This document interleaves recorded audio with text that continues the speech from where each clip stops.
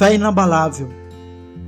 Você já deve ter passado por muitas situações difíceis na vida, mas algumas possuem uma capacidade ímpar de nos abalar. São esses ventos que sopram com força suficiente para nos desestruturar e desesperar, mudando nosso humor, roubando a nossa paz e nos tornando ácidos. Na tentativa de tentar entender o que está acontecendo, questionamos o porquê das coisas. Esse ímpeto faz parte da natureza humana, mas as perguntas mudam de acordo com a intensidade das tempestades vividas. Nossa mente é atacada por uma série de dúvidas, desde o que fiz de errado para merecer isso, ou perguntas mais profundas como: por que eu nasci?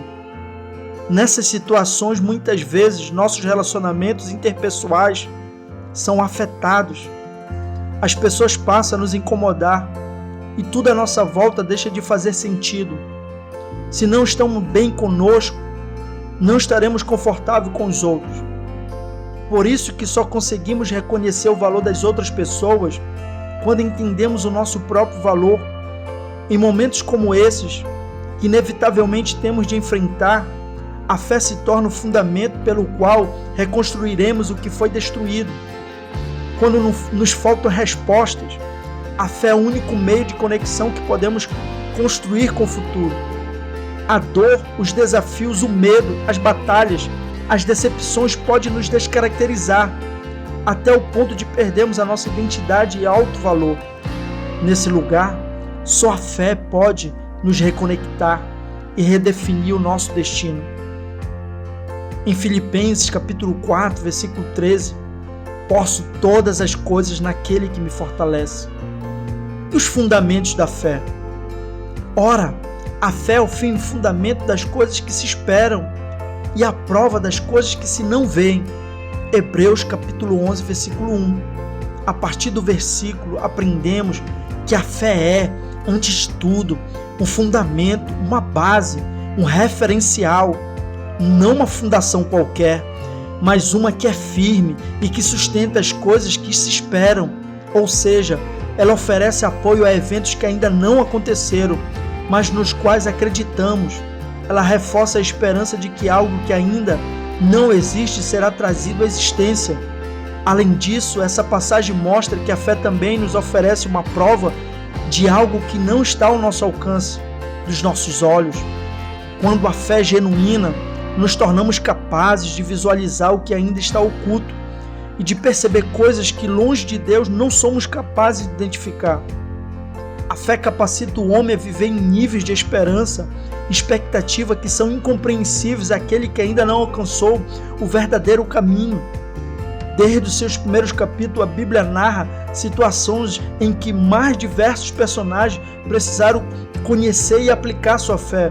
Ao longo de toda a Bíblia Sagrada, vemos Deus conduzir pessoas a experiências mais extremas para ensiná-las a romper do estado em que a fé é apenas racional para a fé verdadeira, que opera o sobrenatural. E Ele opera assim ainda hoje. Em muitas ocasiões, Deus distorce o estado natural das coisas para mostrar que a fé desfaz barreira, traz à tona o que não existe, surpreende até mesmo os mais sábios e poderosos. Em Jesus, temos o perfeito modelo de fé. Estudando a sua vida e obra, somos capazes de formar uma boa imagem do que é uma vida pautada pela fé genuína, capaz de superar qualquer obstáculo, até mesmo de reverter a morte. Pelos ensinamentos de Cristo, recebemos palavras preciosas sobre superação e sobre a importância de depositar em Deus toda a nossa confiança. Para iniciar nossa jornada pelo mundo maravilhoso da fé, analisemos a passagem abaixo, em que Jesus oferece uma bela e profunda lição. E já o dia começava a declinar. Então, chegando-se a ele, os 12 disseram-lhe: despede a multidão, para que, indo aos lugares e aldeias em redor, se agasalhem e achem que comer, porque aqui estamos em um lugar deserto. Mas ele lhes disse: dá-lhe vós de comer.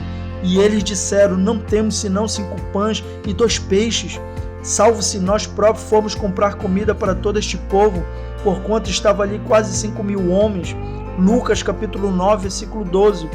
Jesus já havia ensinado a teoria e a prática aos seus discípulos. mas agora estava instruindo sobre aquilo que todos chamamos a andar pela fé precisam fazer. Mostrar o que havia aprendido, numa oportunidade de romper com seus próprios limites de fé. Observe que ele estava limitado ao que os seus olhos podiam ver, 5 pães e 2 peixes, e não o que Deus era capaz de fazer. Como eles, nós olhamos para o que não temos e não para o que já possuímos. Por vezes, nosso ponto de partida é a impossibilidade e não a fé sem limites. Valorizamos o obstáculo, mas não o potencial latente de Deus e as virtudes que Ele nos concedeu. Levados pelo medo e pela incredulidade, somos tentados a duvidar do que o Senhor é capaz de realizar. Essa é uma expressão da fé natural que denota uma postura comum daquele que a Bíblia chama de homem natural, por meio da distinção que o apóstolo Paulo faz entre o homem natural e o homem espiritual. Podemos receber importantes ensinamentos sobre os fundamentos da fé. O homem natural versus o homem espiritual. Paulo falou sobre a fé natural, que só é capaz de crer naquilo que pode ser explicado. É a fé daquele que acredita com a mente, mas não com o coração. Ora, o homem natural não compreende as coisas do Espírito de Deus, porque lhe parece loucura e não pode entendê-la porque elas se discernem espiritualmente.